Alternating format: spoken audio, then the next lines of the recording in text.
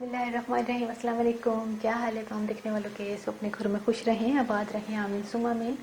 आज हम आपके सामने पकी हुई रोटी लेकर आए हैं, लेकिन ये पकी हुई रोटी जो है ये पुरानी रोटी है। इसके हम मुझे कमेंट आया था, एक मैंने आपको बताया थी रेसिपी कि हमारे जो रात को सालन बच जाता है, जिसको पुराना सालन कहते हैं, जिसे फ्रिज में रखा हुआ जो भी 2 दिन का या 1 दिन का, तो उसको मैंने इस्तेमाल करने का एक नई रेसिपी मैंने ईजाद की थी जो आपको बहुत पसंद आई थी। उसी में एक कमेंट था कि अगर पुरानी रोटी बच जाए तो हम उसका क्या करें। तो बहुत सी रेसिपीज़ हैं, लेकिन आज मैं कुछ सिंपल सी रेसिपी लेकर आई हूँ जो कि रात की रोटी तो क्या 1-1.5 महीना पुरानी भी रोटी होगी तब भी वो आपके काम आ सकती है। और वो कैसे, वो मैं भी आपको बताती हूँ। आप भी बोलेंगे इतनी पुरानी रोटी तो ख़राब हो चुकी होगी।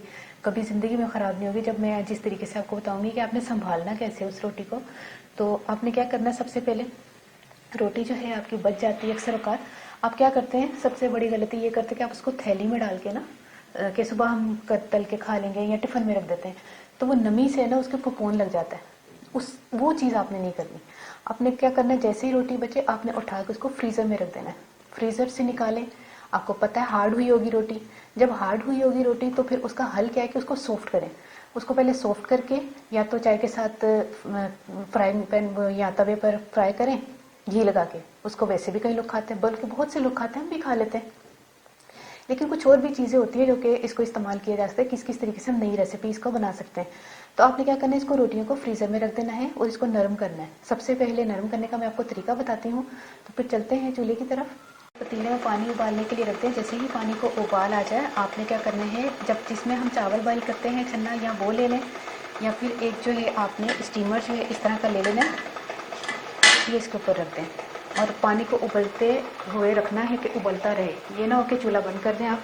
अब क्या करना है, जो रोटी हमने बिल्कुल कड़क फ्रीज़र से रोटी निकाली है जो कि बहुत हार्ड है, इसके ऊपर रख दें ताकि ये नरम हो जाए। जो भी रोटी होगी ना, हम एक एक करके इसको पहले नरम करेंगे, भाप से ये नरम हो जाएगी, सॉफ्ट हो जाएगी। फिर इसको काबिल इस्तेमाल बना सकते हैं। फ्राई करके खाएं, मतलब इसको तल के चाय पराठे के साथ जैसे खाते हैं लोग, वो खा लें। ये इसका एक और तरीका है, वो मैं बताने लगी हूँ। पहले इसको नरम करते हैं रोटी को। ये देखें, ऐसे रोटी हो गई है जैसे आपने ताज़ी फ्रेश।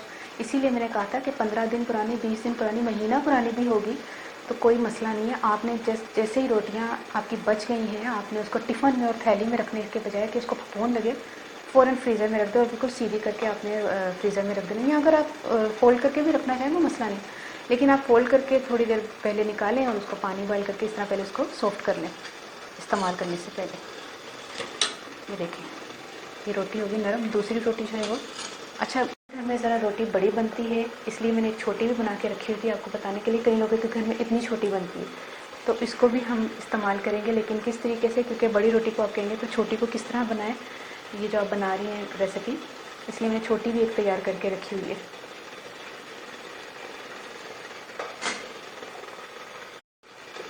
ये भी नरम हो गई है, देखें। तीसरी को भी कर लेते हैं।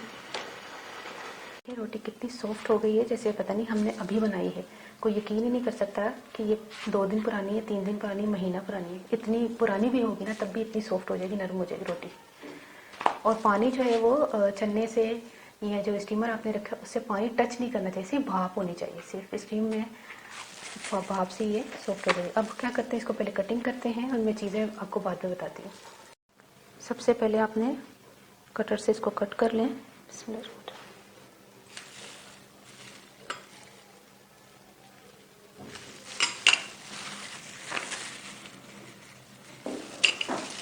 ये तो हो गई, बाकी के हम अभी कटिंग नहीं करेंगे। मैं आपको बताती हूँ कि इसको हमने किस तरीके से इस्तेमाल करना है। इसको एक साइड पे रख देते हैं।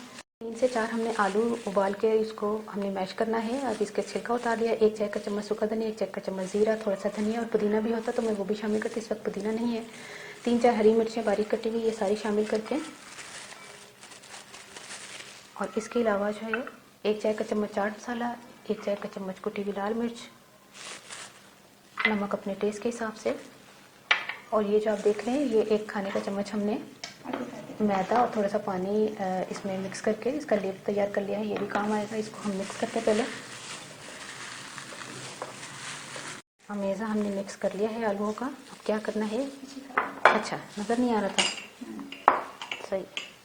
ये जो हमने 4 पीस किए हैं ना, उसको इस तरह थोड़ा सा मैदा इसमें शामिल करके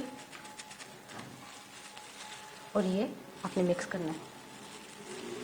ये और यहाँ पर आपने थोड़ा सा मैदा लगाना है।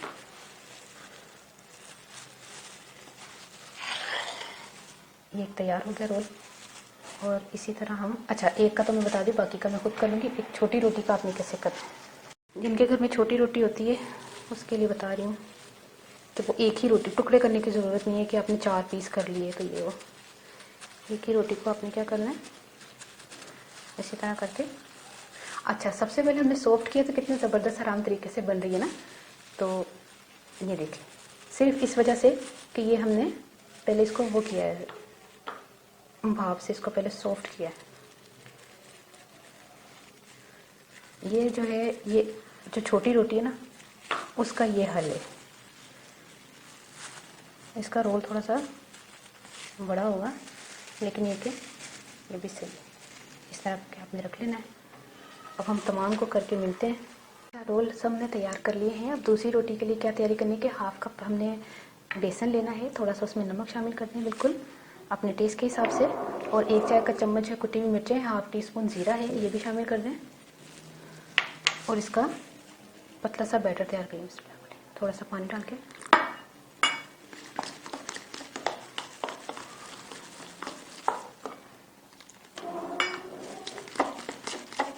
बैटर जो है इतना पतला होना चाहिए, गाढ़ा गाढ़ा नहीं होना चाहिए। इसको एक साइड पे कर देते हैं।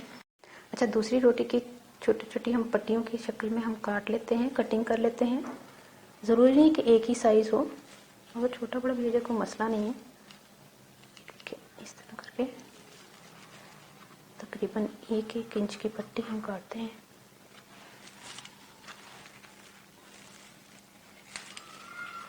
जब ये सारी कटिंग हो जाएगी ना, फिर मैं बताती हूँ आपको।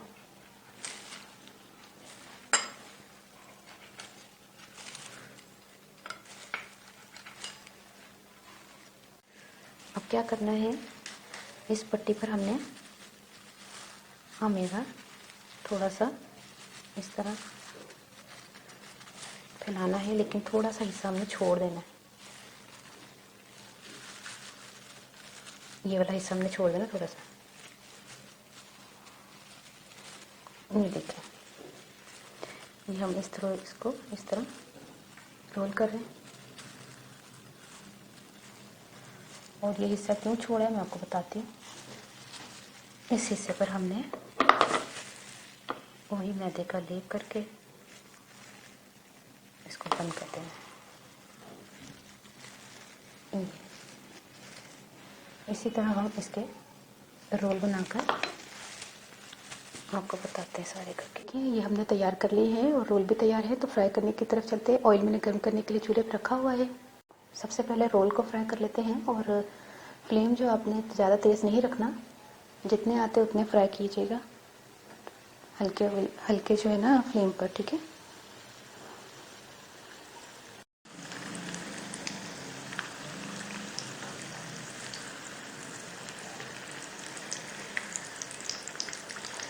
इसको दोनों साइड से मतलब अच्छी तरह इसको फ्राई करना है। देखिए रोल जो है फ्राई हो गया है, इसको निकाल लेते हैं। अच्छा इसका कलर इसलिए अच्छा आया माशाल्लाह से क्योंकि ये मैदा नहीं है ना, आपको पता है चक्की का आटा है और पहले से ही लाल होता है। इसी तरह हम जो है बाकी के भी माशाल्लाह से फ्राई कर लेते हैं रोल। देखिए रोल्स जो है वो तैयार हो गए। ये जो पूरी एक रोटी थी उसका भी तैयार हो गया, और ये हमने एक रोटी के जो 4 टुकड़े किए थे उसका भी तैयार हो गया। अब इसको फ्राई करते हैं। ये हमेशा जो मैंने घोला था ना बेसन वाला, ये इसीलिए पतला घोला था कि हमने इसमें डिप करके हल्का सा, ज़्यादा नहीं कोटिंग करनी कि इसी की ज़्यादा कोटिंग करनी है, नहीं, बिल्कुल हल्की सी। अब हमने इसको फ्राई करना है। ये देखिए हल्का सा कोटिंग, ये देखो।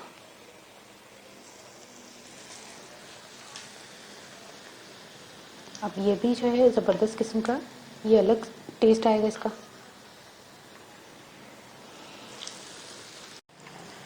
इसको भी हमने सारी साइड्स इसकी फ्राई कर लेनी है।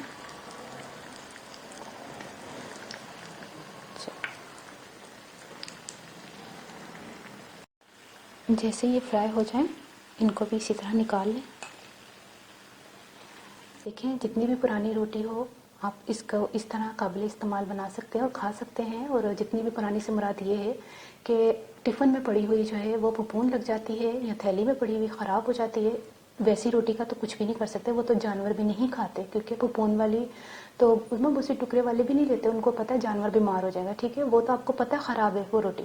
आपने क्या करना है, जैसी रोटी आपकी बच जाती है अपने फ्रीज़र में रख देना। फ्रीज़र में समझ लें आपकी सेफ़ है। उसके बाद आपने उसको जैसे मैंने तरीका बताया ना, उसको दोबारा काबिल इस्तेमाल बनाने के लिए पहले उसको सॉफ्ट करें, नरम करें, ऐसे हो जाएगा जैसे आपने अभी पकाई है। फिर आप उसको फ्राई करके चाय के साथ खाएं, जैसे रोटी तली के साथ चाय भी लोग की खाते ज़्यादा मीठी चाय, वो कर लें, वो सबसे आसान तरीका है। नहीं तो ये बना लें। तो अचानक भी कभी मेहमान आ जाते हैं तो रोटी अगर फ्रीज़र में रखी होगी तब भी ये काम आ सकती है, ये भी देख लें आप। ये आपके लिए मैंने आइडिया एक और बता दिया कि अक्सर मेहमान आ जाते हैं, उनके लिए भी ये वो हैरान हो जाएंगे कि इतनी जल्दी रोल और ये इस तरह की चीज़ें बना कैसे ली। तो बची हुई रोटी का ये भी कर सकते हैं आप। आलू तो एकदम से उबल जाते हैं। अच्छा, कहने का मतलब ये है कि ये आपने ट्राई करके मुझे बताना है कि आपको ये रेसिपी कैसी लगी और मुझे बताइएगा। और मैं पंजाबी दसदा। अच्छा, मैं 3 रोटियां ਲਈ सन, एक छोटी सी ते 2 ਵੱਡੀਆਂ सन। छोटी रोटी ਦਾ ਤੁਹਾਨੂੰ ਪਤਾ ਮੈਂ ਇੱਕ ਰੋਲ ਬਣਾ ਲਿਆ ਸੀ। ਅਗਰ ਜਿਹਦੇ ਘਰ ਛੋਟੀ ਰੋਟੀ ਬਣਦੀ ਉਹਦਾ ਇੱਕ ਹੀ ਦਾ ਹੀ ਰੋਲ ਬਣ ਸਕਦਾ ਤੇ ਬਾਕੀ ਤਾਂ ਜਿਹੜੀ ਵੱਡੀਆਂ ਰੋਟੀਆਂ ਨੇ ਉਹਨੂੰ 4 ਹਿੱਸੇ ਕਰ ਲਓ ਤੇ ਛੋਟੇ ਛੋਟੇ ਰੋਲ ਬਣਾ ਲਓ। ਬਾਕੀ ਦੀ ਛੋਟੇ ਛੋਟੀਆਂ ਪੱਟੀਆਂ ਕੱਟ ਕੇ ਤੇ ਉਹਦੇ 'ਚ ਮੈਂ ਮੇਜ਼ਾ ਲਗਾ ਕੇ ਤੇ ਉਹਨੂੰ ਕੋਨੇ ਤੇ ਉਹ ਮੈਦਾ ਤੇ ਉਹਦੀ ਜਿਹੜੀ ਲੇਪ ਕਰਕੇ ਨਾ, ਤਾਂ ਕਿ ਉਹਦੀ ਜੋੜ ਜਾਏ, ਤਾਂ ਕਿ ਉਹ ਖੁੱਲੇ ਨਾ। ਉਸ ਤੋਂ ਬਾਅਦ ਬੇਸਨ ਦੇ ਵਿੱਚ ਡਿਪ ਕਰਕੇ ਉਹਨੂੰ ਫਰਾਈ ਕਰ ਲਿਆ। ਆ ਮੇਜ਼ਾ ਤੁਹਾਨੂੰ ਪਤਾ ਹੈ ਜਿਹੜਾ ਆਲੂਆਂ ਦਾ ਅਸੀਂ ਬਣਾਇਆ ਨੋਰਮਲੀ ਬਣਾਇਆ, ਜ਼ਿਆਦਾ ਉਹਦੇ ਵਿੱਚ ਉਹ ਨਹੀਂ ਪਾਇਆ ਕਿ ਬਹੁਤ ਜ਼ਿਆਦਾ ਮੁਸ਼ਕਿਲ ਕੰਮ ਹੈ। ਨਹੀਂ, ਆਲੂ ਉਬਾਲੇ ਨੇ, ਮੈਸ਼ ਕੀਤੇ ਨੇ ਤੇ ਨਾਲੇ ਉਸ ਤੋਂ ਬਾਅਦ ਧਨੀਆ ਤੇ ਪੁਦੀਨਾ ਵਗੈਰਾ ਪਾ ਲੈਣਾ। ਪੁਦੀਨਾ ਮੇਰੇ ਕੋਲ ਨਹੀਂ ਸੀ ਲੇਕਿਨ ਤੁਸੀਂ ਪਾ ਲੈਣਾ। ਹਰੀਆਂ ਮਿਰਚਾਂ, ਸੁੱਕਾ ਧਨੀਆ, ਜ਼ੀਰਾ ਪਾ ਕੇ, ਕੁੱਟੀ ਦੀਆਂ ਮਿਰਚਾਂ, ਨਮਕ, ਚਾਟ ਮਸਾਲਾ ਪਾ ਕੇ ਮਿਕਸ ਕੀਤਾ। ਚਲੋ ਜੀ ਤਿਆਰ। ਉਹਦੇ ਵਿੱਚ ਰੋਲ ਬਣਾਏ ਨੇ, ਫਰਾਈ ਕੀਤੇ ਨੇ, ਵੀ ਫਰਾਈ ਕਰ ਲੈਣੇ बेसन लगा के। केचप ना खाओ, हरी चटनी ना खाओ और ट्राई करके मुझे दसना ਤੁਹਾਨੂੰ रेसिपी कैसी लगी। अपनी दुआ याद रख लेना। अल्लाह हाफिज़।